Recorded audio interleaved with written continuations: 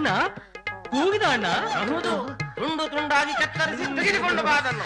ಏನನ್ನ ಕಟ್ಟಿಗೆಯನ್ನು ಯಾಕಾಗಲೊಲ್ಲದು? ತುಂಡು ತುಂಡಾಗಿರಿಸಿ ಮರದ ಗಂಟನ್ನು ಒಡೆದು ಶರವೇಗದಿಂದ ಬಂದು ಸೇರುವೆನು ಇಲ್ಲಿಗೆ. ಹೋಗು ಅಲ್ಲಿಗೆ. ಎಲ್ಲಿಗೆ? ಎಲ್ಲಿಗೆ ಅಂತ ಕೇಳ್ತಾನಲ್ಲ. ಬೇಗ ಬರ್ತೀನಿ ಬರ್ತೀನಿ.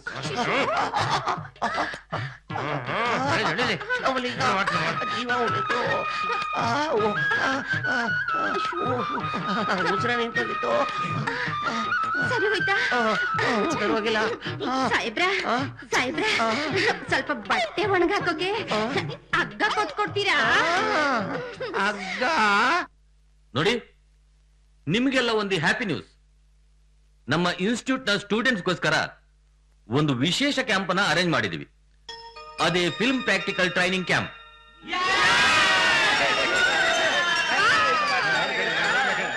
ನೋಡಿ, ಈ ಕ್ಯಾಂಪಿನ ಇನ್ನೊಂದು ವಿಶೇಷ ಏನಂದ್ರೆ, ನಿಮಗೆಲ್ಲ ಸವಿಸ್ತಾರವಾದ ಮಾಹಿತಿ ಕೊಡೋಕೆ ಚಲನಚಿತ್ರ ನಿರ್ದೇಶಕ ನಿರ್ಮಾಪಕರೊಬ್ರು ಆಗಮಿಸ್ತಿದ್ದಾರೆ. ಅರೆ ಅಕ್ಷಯ್, ವಾಟ್ ಎ ಸರ್ಪ್ರೈಸ್! ನಮ್ಮ ಹಾಸ್ಟೆಲ್ಗೆ ಅದು ಇಷ್ಟೊತ್ತಲ್ಲಿ. ಯಾಕೆ ಬರ್ಬಾರ್ದಾಗಿತ್ತಾ? ನಾನ್ ಬಂದಿದ್ರಿಂದ ಏನಾದ್ರೂ ತೊಂದರೆ ಆಯ್ತಾ? ಏನು ಹೀಗೆ ಹೇಳ್ತಾ ಇದೀಯಾ? ನೀನ್ ಬರೋದ್ರಿಂದ ತೊಂದ್ರೆನಾ? ಹೆಮ್ಮೆ ಕಣೋ. ಅದು ಅಲ್ಲದೆ ಈ ಹಾಸ್ಟೆಲ್ ಕಟ್ಟಿಸಿದವರು ನಿಮ್ ತಂದೆನೇ ಅಲ್ವಾ? ನಮ್ ತಂದೆ ಕಟ್ಟಿಸಿರೋ ಹಾಸ್ಟೆಲ್ ಹೇಗಿದೆ ಅಂತ ವಿಚಾರ್ಸಕ್ ಬಂದಿಲ್ಲ, ನಿನ್ನನ್ ವಿಚಾರ್ಸಕ್ ಬಂದಿದ್ದೀನಿ. ನನ್ನನ್ನ ಏನ್ ಸಮಾಚಾರ? ಸಮಾಚಾರನ? ಪಾಪ ಏನು ಗೊತ್ತಿಲ್ಲ ನೋಡು, ಮಾಡೋದ್ ಮಾಡ್ಬಿಟ್ಟು ಈಗ ಏನ್ ಸಮಾಚಾರ ಅಂತ ಕೇಳ್ತಾನೆ. ಅಕ್ಷಯ್, ಏನ್ ಹೇಳ್ತಾ ಇದೀಯಾ? ನಾನೇನೋ ಮಾಡ್ದೆ? ಇನ್ನು ಏನ್ ಮಾಡ್ಬೇಕು ಅಂತ ಮಾಡಿದ್ಯೋ? ಕ್ಯಾಂಪ್ ಬರಕ್ಕೆ ಯಾಕೆ ಹೆಸರು ಬರ್ಸಿಲ್ಲ ನೀನು? ಓಹ್, ಇದ ವಿಷಯ. ನಾನು ಇನ್ನೇನೋ ಅಂತ ತಿಳ್ಕೊಂಡಿದ್ದೆ. ಅಕ್ಷಯ್, ನನ್ನ ವಿಷಯ ನಿನಗೆ ಗೊತ್ತೇ ಇದೆ. ನನ್ನ ಬಟ್ಟೆಯಿಂದ ಹಿಡಿದು ಊಟ, ಫೀಸು ಎಲ್ಲ ನೀನೇ ನೋಡ್ಕೊಂಡಿದ್ಯ. ಇಂಥ ಪರಿಸ್ಥಿತಿಲಿ ನಿನಗ್ ಹೊರೆ ಆಗೋದಂದ್ರೇನು? ಓ, ಇದ ವಿಷಯ. ನೀನು ನನಗ್ ಹೊರೆ ಆಗ್ತಿದ್ಯಾ? ಸಿದ್ಧಾರ್ಥ್, ಇಷ್ಟೇನೇನೋ ನೀನನ್ನ ಅರ್ಥ ಮಾಡ್ಕೊಂಡಿರೋದು? ಇಲ್ಲ ಅಕ್ಷಯ್, ನಮ್ಮಿಬ್ಬರು ದೇಹ ಬೇರೆ ಆದ್ರೂ ಆತ್ಮ ಒಂದೇ. ನಮ್ಮಿಬ್ಬರ ಸ್ನೇಹನ ಈ ರೀತಿ ದುರುಪಯೋಗ ಪಡಿಸ್ಕೊಳ್ಳೋದಕ್ಕೆ ನನ್ನ ಮನಸ್ಸು ಒಪ್ತಾ ಇಲ್ಲ. ಹಾಗಾದ್ರೆ ಕ್ಯಾಂಪಿಗೆ ಬರ್ಲೇಬಾರ್ದು ಅಂತ ನಿರ್ಧಾರ ಮಾಡ್ಕೊಂಡಿದ್ಯಾ ಅನ್ನು? ಸಿದ್ಧಾರ್ಥ್, ನೀವು ಕ್ಯಾಂಪಿಗೆ ಬರಲ್ವಾ? ನೀವು ಕ್ಯಾಂಪಿಗೆ ಬರ್ದೇ ಇದ್ರೆ ನಾನು ಹೋಗಲ್ಲ. ಅರೆ, ನಾನು ಬರೋದಕ್ಕೂ ನೀನು ಬಿಡೋದಕ್ಕೂ ಏನ್ ಸಂಬಂಧ? ಅದೇನಿಲ್ಲ, ನಿಮ್ಮಂತ ಇಂಟೆಲಿಜೆಂಟ್ ಸ್ಟೂಡೆಂಟ್, ಅದು ರ್ಯಾಂಕ್ ಸ್ಟೂಡೆಂಟ್ ನಮ್ ಜೊತೆ ಇದ್ರೆ ಒಳ್ಳೆ ಕಂಪ್ನಿ ಇರುತ್ತೆ ಅಂತ ಅದಕ್ಕೆ ನಾನು ಹೋಗಲ್ಲ ಅಂತ ಹೇಳ್ದೆ. ಶೀಲಾ, ಅದ್ ಹ್ಯಾಕ್ ಬರಲ್ಲ ಅಂತ ನಾನ್ ನೋಡ್ಕೋತೀನಿ. ಬರಲ್ಲ ಅಂದ್ರೆ ಹೊತ್ಕೊಂಡು ಹೋಗ್ತೀನಿ. ನಾನು ಬರಲ್ಲ ಅಂದ್ರೆ ನೀವು ಬಿಡ್ತೀರಾ? ನಾನ್ ಬರ್ತೀನಿ, ನೀವು ದಯಮಾಡಿ. Okay, see you.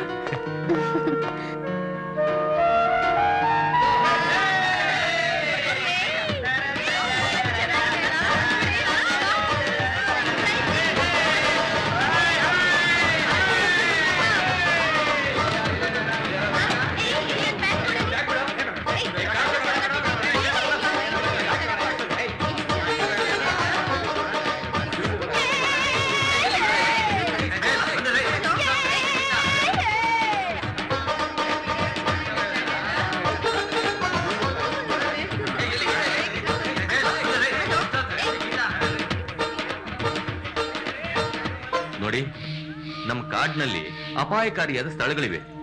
ಅಲ್ಲಲ್ಲಿ ಬೋರ್ಡ್ಗಳನ್ನು ಹಾಕಿದ್ದೀವಿ. ನಿಮ್ಮ ಸ್ಟೂಡೆಂಟ್ಸ್ಗೆ ಎಚ್ಚರಿಕೆಯಿಂದ ಇರತ್ತೆ ಹೇಳಿ. ಆಯ್ತು ಸರ್, ಹೇಳ್ತೀನಿ. Okay okay sir, thank you very much sir. ನಮ್ಮ ವಿದ್ಯಾರ್ಥಿಗಳಿಗೆ ಒಳ್ಳೆ ಸಲಹೆ ಕೊಟ್ರಿ.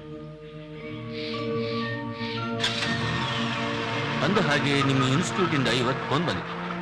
ಡೈರೆಕ್ಟರ್ ಶಂಕರಲಿಂಗ ಸುದ್ನಳ್ಳಿ ಅವರು ಇವತ್ತು ರಾತ್ರಿ ಹೊಸ ವರ್ಷದ ಪಾರ್ಟಿಗೆ ನಿಮ್ ಜೊತೆ ಜಾಯಿನ್ ಆಗ್ತಾರಂತೆ. ಸಂತೋಷ ಸರ್. ಓಕೆ ಓಕೆ, ನಾನೇನ್ ಬರಲಾ? Thank you sir. Thank you.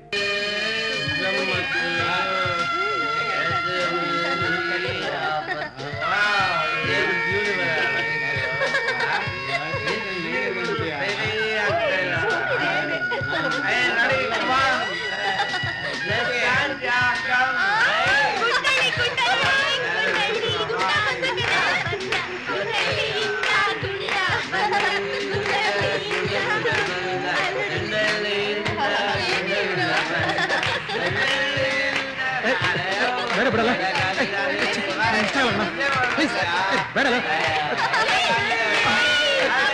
Please ಬಿಟ್ಬಿಡಿ ನನ್ನ. ಅಯ್ಯೋ ಬೇಡ ಬೇಡ ನೋಡಿ ಹೇಳ್ತೀನಿ ಬೇಡಲ್ಲ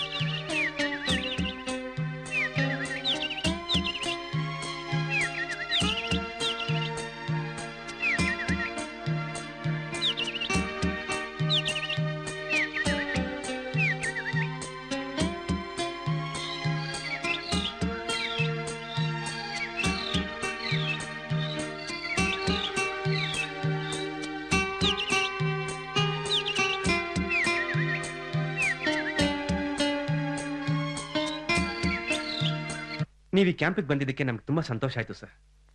ನಾವು ಈ ನ್ಯೂ ಇಯರ್ನ ಹೇಗಾಗೂ ಸೆಲೆಬ್ರೇಟ್ ಮಾಡ್ತಿದ್ವಿ, ಆದ್ರೆ ನೀವು ಬಂದು ನಮಗೆ ಸರಿಯಾದ ದಾರಿ ತೋರಿಸಿದ್ರಿ ಸರ್, ನಮ್ಮನ್ನ ಎಚ್ಚರಿಸಿದ್ರಿ. ನಿಮ್ಮ ಕ್ಯಾಂಪಿನಲ್ಲಿ ನಿಮ್ಮೊಂದಿಗೆ 4-5 ದಿನ ಇದ್ದು ನಿಮ್ಮ ಭಾವನೆಗಳೊಂದಿಗೆ ಸ್ಪಂದಿಸೋದಕ್ಕೆ ನಿಜವಾಗ್ಲೂ ನನಗೆ ಬಹಳ ಸಂತೋಷ ಅನ್ಸುತ್ತೆ. ನೋಡಿ, ಪ್ರಕೃತಿಯಲ್ಲಿರುವ ಪ್ರತಿಯೊಂದು ದೃಶ್ಯನೂ ಸುಂದರವಾಗೇ ಇರುತ್ತೆ. ಅದನ್ನ ಸಹಜವಾಗಿ ನೋಡಿದಾಗ ಮೈನರ್ ಅನ್ಸುತ್ತೆ. ಅದನ್ನೇ ನಾವು ಒಂದು ಚೌಕಟ್ಟಿನಲ್ಲಿ ಚಿತ್ರಿಸಿದಾಗ ಅದು ಮೇಜರ್ ಆಗುತ್ತೆ. ಅದೇ ಚಿತ್ರವನ್ನು ನಾವು ಆಳವಾಗಿ ನೋಡಿದಾಗ ಅಥವಾ ತೆರೆಯ ಮೇಲೆ ನೋಡಿದಾಗ ಇನ್ನೂ ಮೇಜರ್ ಆಗಿ ಕಾಣಿಸುತ್ತೆ. ನಾವು ತೆಗೆದಂತ ದೃಶ್ಯಕ್ಕೆ ಜೀವಕಳೆ ಬರುತ್ತೆ. ಕಪ್ಪು ಬಿಳುಪು ಹಾಗೂ ಬಣ್ಣದ ಚಿತ್ರಗಳಿಗೆ ವ್ಯತ್ಯಾಸ ಏನು ಸರ್?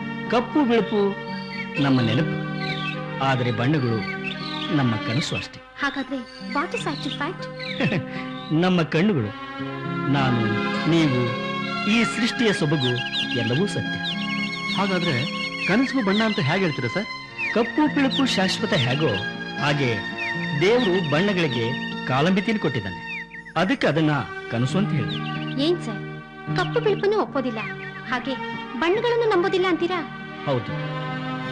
ನಾನು ಯಾತಕ್ಕೆ ಮಾತು ಹೇಳಿದೆ ಅಂದ್ರೆ, ನಿಮ್ಮಲ್ಲಿ ಯಾರಾದ್ರೂ ಈ ಪ್ರಶ್ನೆನ ಕೇಳಿ ಅಂತ. ಸರ್, ನಿಮ್ ಮಾತಿನ ಅರ್ಥ ಗೊತ್ತಾಗ್ಲಿಲ್ಲ.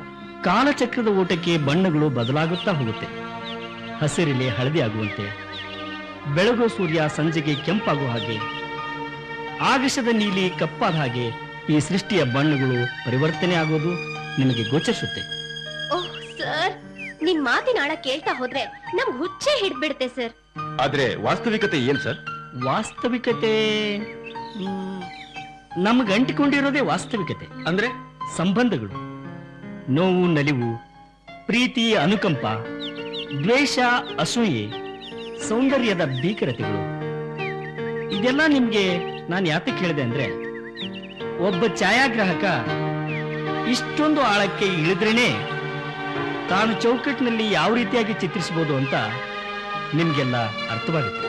ಸಿನಿಮಾದಲ್ಲಿ ನಡೆದು ಹೋದ ಘಟನೆಗಳನ್ನ ನೆಗೆಟಿವ್ ನಲ್ಲಿ ತೋರಿಸ್ತಾರಲ್ಲ ಸರ್, ಅದಕ್ಕೆ ಕಾರಣ ಏನು? Very good question mister Akshay. ಘಟನೆಗಳಲ್ಲಿ ತಾನು ಇದ್ದವನಿಗೆ ಅದು ಪಾಸಿಟಿವ್, ಅದೇ ಕೇಳುವವರಿಗೆ ನೋಡುವವರಿಗೆ ಮಾತ್ರ ನೆಗೆಟಿವ್.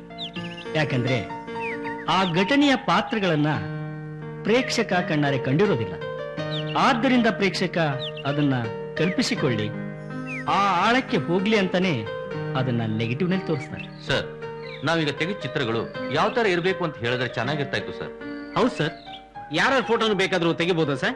ಬೆಟ್ಟ ಗುಡ್ಡ ಹಾಗೇನಿಲ್ಲ. ಹಳ್ಳಿ ದೃಶ್ಯ ಆಗಿರ್ಬೋದು, ಪ್ರಾಣಿಗಳದೇ ಆಗಿರ್ಬೋದು, ಯಾವುದೇ ವ್ಯಕ್ತಿಗಳದೇ ಆಗಿರ್ಬೋದು, ಎನಿ ಒನ್, ಯಾವ್ದಾದ್ರೂ ಸರಿ. ಅಬ್ಬಬ್ಬಬ್ಬಬ್ಬ, ಹಾಗಾದ್ರೆ ಹುಡುಗಿಯರ ಫೋಟೋ ತೆಗೆದ್ರು ಓಕೆನಾ ಸರ್?